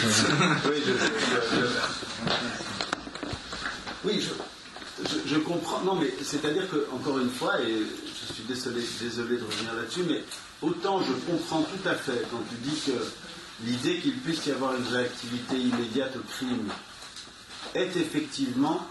C'est la condition de toute paix véritable. Oui, ça je le comprends. Toute paix véritable. Parce que s'il n'y a plus de réactivité au crime, effectivement, la paix c'est une paix de chien, quoi. C'est sûr que une paix de lâche et puis une paix compromise. Pas une paix de lâche. Non, mais une paix qui coexiste avec tout ce qu'elle réprouve et qu'elle n'a pas empêché. Voilà. Mais c'est pas vrai, c'est pas une paix qui... C'est du tout. Non, mais si, il y a des sociétés. Ça veut dire que nous vivons. On a quand même tous à l'image que c'est qu'une société où le crime, si tu veux, être omniprésent, et en même temps il y a une sorte de paix. Ben justement. Si tu veux, parce que personne n'en parle, parce que personne n'ose en parler. Justement, ça, on nous explique que ça s'appelle pas Shalom. Alors justement, c'est pas Shalom. C'est ce que je dis, c'est que dans une société où il n'y a plus de réactivité impulsive, ce qui est notre cas, et où donc la paix coexiste. Ce qui est le cas de l'Occident, c'est toujours. Elle répond. Oui. Bon, d'accord. Ce qui est le cas de Mais inversement, l'idée d'une extension, c'est-à-dire Laisse le problème de l'extension, c'est un problème. Ah, ok, d'accord. C'est un problème, ça reste un problème, la question de l'extension. Comme la question de la atra'a, du aide, etc. Je propose, après délibération, que nous conservions le caractère problématique de l'extension du zélotisme. Dans cette assemblée, les conditions de possibilité d'emportement. Si tu veux. Voilà. Quelles sont les conditions de possibilité d'emportement? Il n'empêche que l'idée fondamentale que nous n'avions pas vue du tout avec Hillel, que l'idée fondamentale du zélotisme, c'est qu'il n'y a pas de paix véritable, de paix véritable sans réaction au crime, c'est-à-dire, précisément, sans réaction véritable, sans réaction au crime dont on sait que le caractère criminel n'est que sur le vif. On peut toujours se dire, si tu veux, dans les autres cas, si tu veux, non mais même sitôt commis de toute façon, ça relèvera encore dans la justice. On peut toujours. D'où la nécessité d'instituer des témoins, etc. On peut toujours se dire, ce qu'il y a dans ces cas limites, ce qu'il y a c'est que c'est le zélotisme ou rien. Ou rien. Ou pas de crime. C'est que le zélotisme révèle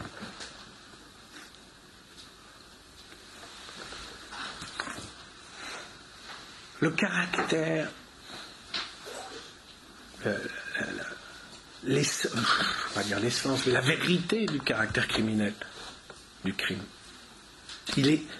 Seul le zélotisme est sensible au caractère criminel du crime. C'est pas vrai que dans la justice, il en va du caractère criminel des crimes. Il en va des crimes.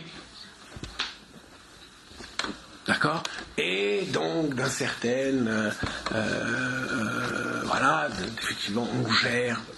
Si les crimes n'étaient pas jugés, ne faisaient pas l'objet d'une procédure judiciaire, alors les conséquences seraient peut-être désastreuses pour la société, etc. Est-ce qu'il ne s'agit pas de deux définitions distinctes du crime? C'est-à-dire, dans un cas, la justice du tribunal, le crime dans le sens de quelque chose qui menace la paix collective, et dans le cas du canaille, quelque chose qui menace mes convictions profondément, quelque chose de tout à fait subjectif, et qui ne touche pas du tout au clave.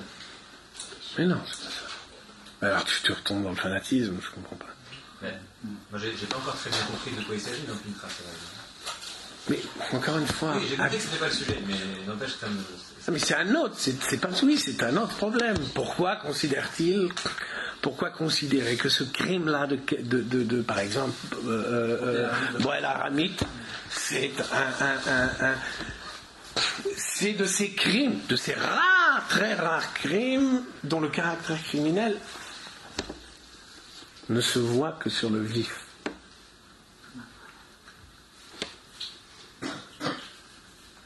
Et c'est important, puisque encore une fois, c'est important puisqu'il en va, en tout cas dans l'affaire de Pinchas, il en va de la question de l'universel. Pourquoi vous dites que ça ne se voit que sur le vif, pas moins ni plus qu'un autre? Mais si, puisque dans ces crimes, ça ne relève en aucun cas. Le crime commis, cela ne relève en aucun cas, cela ne relève plus en aucun cas d'un beddin, d'une justice humaine. Tandis que mais ce que tu ne comprends pas, c'est que nous n'avons de rapport au crime nous n'avons de rapport au sens même du crime qu'à celui-là. Mais alors quel est l'autre sens du crime? C'est ça ma question. C'est l'autre sens. C'est exactement ma question. Quel est l'autre sens du crime que le sens de assertion du tribunal? Mais je comprends pas. C'est que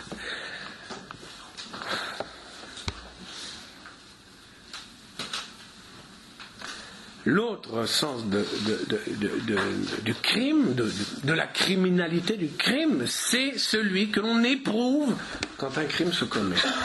Il dit c'est subjectif. C'est subjectif, évidemment. Il dit c'est subjectif. C'est un dégoût de quelque chose qu'on voit. C'est un dégoût de quelque chose qu'on voit. C'est quoi? Un dégoût de quelque chose qu'on voit. Mais non, c'est pas un dégoût. C'est un dégoût. C'est pas un dégoût puisque ça suscite un emportement. On ne dit pas, Yezéchi Pinchas, il n'a pas fait de bah. D'accord. La définition. C'est pas un rebeu qui. C'est pas ça. Ça fait un peu penser au. On a l'impression que le cas de Pinchas, il est bien spécifique sur Boel Aramit. C'est un peu comme les. Pinchas, oui. Ah oui, le Midrash après il parle de Poretz Geder. Ça fait penser aux mutineries en temps de guerre. On a le droit de, je sais pas, je connais pas bien mais en temps de guerre, on a le droit de comment dire, de procéder à une désobéir. Voilà, désobéissance. Et c'est justement là, on voit bien le même caractère, dans le sens où si on ne tue pas maintenant, c'est fini. Je veux dire, on a tout perdu. Si après si on fait un jugement pour tuer ce mutin, on a tout perdu. Et on a l'impression que c'est précisément dans Boel Aramit qu'il y a cet enjeu de contamination par alors que dans les autres peines, je sais pas moi, un Rotsear, un Mechal Shabbat, ça relève du ensemble et de la justice. Et on attend de ce que je veux dire, c'est qu'on a l'impression qu'il y a une spécificité dans Boel Aramit. Mais bon, tu peux pas l'apporter. Non. Mais peut-être tu contestes la spécificité pour l'instant du crime.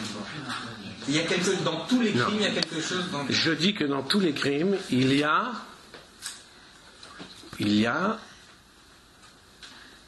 dans tous les crimes, il y a quelque chose de la criminalité qui se paie après que le crime est commis. Maintenant, ce qui ne veut pas dire, dans la plupart des cas, quelque chose subsiste du crime qui relève de la justice humaine. Mais il faut vraiment se mettre comprendre bien l'idée comprendre ce que dit Rashi, c'est énorme, c'est une énormité. Il dit ce crime, Besha'at amassé, au moment de l'acte, passer le moment de l'acte, passer le crime. Il dit Besha'at, c'est important. Ouais, bien sûr, Bayar Pinchas aussi. Oui, tu veux que ce soit quoi? Non, mais ça veut dire que je continue d'après ce que je disais avant, c'est-à-dire qu'il y a quelque chose de subjectif là-dedans. Ça veut dire quoi, subjectif? Subjectif par opposition à une justice consensuel du tribunal. C'est pas de l'acte. L'emportement, c'est quelque chose qui, je sais pas comment dire, qui me touche moi, quoi. Mais encore une fois, tu comprends tu parles d'emportement comme Franco parlait d'impulsivité, d'impulsion. Je suis peut-être d'accord pour qu'on en parle autrement, mais il faut aller jusqu'au bout. Mais je t'ai dit que c'était, je lui ai répondu, c'est un emportement volontaire. C'est qu'il faut la volonté pour s'emporter. C'est du zèle, quoi. Zéleux. Il fait de l'excès de zèle. Non, c'est vrai, l'excès de zèle, c'est volontaire, c'est machin, c'est excessif, mais c'est volontaire. Je comprends pas que ça. Non ? Est-ce qu'on peut pas... C'est quoi l'excès de zèle ? Quand on est animé par un zèle excessif, c'est à la mais fois... ça veut dire quoi, excessif ? Être réactif. Hyper réactif. Pourquoi hyper réactif ? Réactif au crime. Fouilleux version dangereux, quoi. Voilà. Mais c'est fou, ça. Mais je soutiens qu'il n'y a personne qui soit réactif au crime de nos jours. Personne n'est réactif au crime. Des choses peuvent se faire partout. Moi, j'en vois dans tout, tu vois, dans l'existant, partout dans l'existant. Du moment, tant que ça ne remonte pas jusqu'au tribunal, tout est permis. Rien ne se voit, il n'y a pas de crime. C'est tout, le mec, il n'a même pas conscience. Les talibans, ils étaient réactifs. Ben voilà. En leur temps. Ils étaient réactifs. Réactifs à quoi ? À ce qu'ils considéraient. Mais les talibans, c'est de la justice. C'est une justice comme une autre. Mais ils surprennent personne. Ils jugent qu'une femme est coupable d'adultère, ils lui coupent la tête. Mais peu importe. C'est de la justice. Une justice folle, une justice de dément, tout ce que tu veux, j'en sais rien. Ça m'est égal. Mais ça, c'est réactif, quand même. Mais ça veut dire réactif. Ils l'ont pas prise en flagrant délit, ça n'a rien à voir. C'est pas de la réactivité au crime. À part ça, c'est tous des lubriques et des consommateurs de cocaïne. Qu'est-ce que tu me racontes ? Ils sont réactifs à quoi ? Il y en a qui a des... Mais c'est n'importe quoi, ils sont réactifs. Hein ? Ils se prennent, je sais pas moi, de l'essence. Ils sont quoi ? Non, on ne peut pas dire... Quand tu dis qu'il n'y a personne qui est réactif au crime au sens qu'on étudie là maintenant, c'est pas vrai. Il y a même des tas de coins dans le monde. Mais toi, quand tu entends réactif au crime, ça veut dire quand bien même un crime est commis après, ils vont se venger, ils vont... Non, pas du tout. Ah, c'est quoi ? Dans l'instant. Oui. Ça existe. Dans l'instant. Oui, non, mais d'accord. Va prendre un verre d'alcool, je sais pas. Le type croise sa sœur avec un type, il met son casque de mobilette, il fait, voilà, et puis hop. Oui, mais il n'y a rien. Voilà, réactif. Hein, c'est pas réactif, il n'y a rien. C'est pas un rapport au crime, c'est un rapport à la loi, ça n'a rien à voir. C'est un rapport, c'est ce que tu dénonces. Non, mais justement, ça n'a rien à voir avec la loi. Voilà, c'est un rapport au crime, c'est pas un rapport à la loi. Le fanatisme, c'est un rapport à la loi. C'est un zèle excessif, comme tu dis, etc., etc. Mais ça n'a rien. Et c'est la loi avant, après, peu importe. Qu'on l'ait vu ou qu'on l'ait pas vu, on la zigouille la fille dès qu'on sait qu'elle est sortie avec un mec. On s'en fiche. Il n'y a pas de sensibilité entre guillemets au crime. C'est pas le problème. Au crime au sens du zélotisme.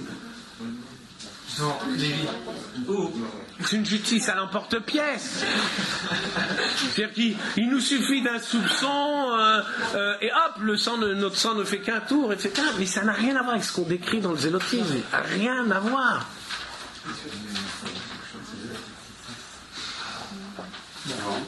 Juste pour nous faire entendre ça, pour nous faire entendre à Daniel, est-ce que faut pas dire que l'enjeu, c'est un problème qui est propre à la Torah elle-même, en tant que la Torah se donne aussi comme doctrine judiciaire, comme un texte judiciaire, et précisément il y a un point obscur de la justice et du regard judiciaire sur le monde qui effectivement produit une oblitération, un aveuglement à la vérité du crime. Et que la transposition du crime en termes judiciaires, la transposition de cette évidence du crime en termes judiciaires produit une altération radicale du rapport au mal et au crime. Et que précisément, c'est ce point obscur propre à la Torah qui est compensé par Képhas. Mais moi, ce que je comprends, c'est que c'est l'immédiateté du crime qui passe, effectivement. Qui est en quelque sorte la pointe du crime, mais qui immédiate. Mais ça, c'est le fait qu'effectivement, à mesure que le temps passe, l'immédiateté s'en va. C'est pas relatif, mais ce qui est en jeu, là-dedans, c'est le problème du shalom lui-même. C'est qu'un monde dans lequel le seul rapport au crime passe par la justice. C'est un monde invivable parce que c'est un monde dans lequel la paix n'est pas réelle, dans lequel il n'y a pas une authentique paix, dans lequel il ne se joue pas précisément tout ce qui se passe chez nous depuis tout à l'heure. Attends, Daniel, tout ce qui se passe chez nous depuis tout à l'heure, c'est qu'on n'arrive pas à entendre comment est-ce qu'on peut dire que ceci est un crime ou pas. Autrement dit, on est entièrement empêtrés, nous autres, occidentaux, dans ce rapport au crime, mais que disent les juges, que disent les jurisconsultes, on est obsédés par le rapport judiciaire à l'existence. Et en vérité, ce rapport judiciaire à l'existence est une malédiction pour l'intelligence et pour la sensibilité au mal. En tout cas pour le shalom. Oui, enfin, c'est pas mal qu'on soit un peu empêtré, quoi. Enfin, la bonne conscience démocratique en nous, je peux dire ce que tu dis. Je me sens pas. Si, tu es parfaitement démocrate en disant ça. Oui, mais je le vis pas comme parce que encore une fois, sauf qu'on n'a pas la moindre idée. Mais on n'a pas la moindre idée de ce que c'est qu'une paix véritable. Précisément, on est tellement. Pour le coup, là, c'est vraiment l'effet de l'habitude. Notre habitude de cette fausse paix. De ce monde dans lequel, en gros, on va tous se défausser les uns sur les autres de la question de la criminalité de ce qu'on voit.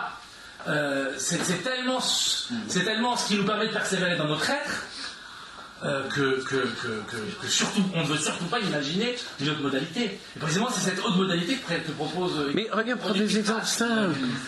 Les victimes, demande à une victime. Ce qu'il y a d'insupportable pour une victime, c'est qu'on lui dénie le caractère criminel de l'acte qu'elle a subi, et qu'on dit simplement il faut que ça relève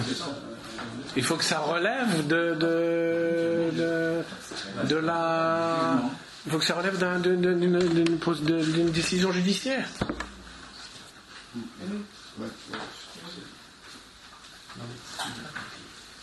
La victime a subi le crime. C'est pour ça que je te dis, sauf les cas que tu as présentés, qui effectivement paradoxalement sont consensuels, au sens que tu réprouves le fait que la Shoah, ce soit un crime, etc. Évidemment que tout le monde est d'accord. Bon. Quoi ? Évidemment que tout le monde est d'accord. Que quoi ? Que la Shoah, c'est un crime. Oui, on est d'accord, parce qu'il reste encore 40 ans. Dans 40 ans, qui sera d'accord ? Ça veut dire quoi, ton histoire ? Encore une fois, dès l'instant où tu prends le crime, si tu veux, sur lequel tout le monde est d'accord, ou bien l'idée d'une victime qui soit universellement ou, si tu veux, globalement identifiée comme victime. Mais dans la plupart des cas, quand il y a un problème, un litige... Même ça n'a rien à voir, ça. Les deux se sentent lésés. Bien sûr, ça n'a rien à voir, ça. Ça relève de la justice. Voilà. Mais la vraie justice, pour le coup.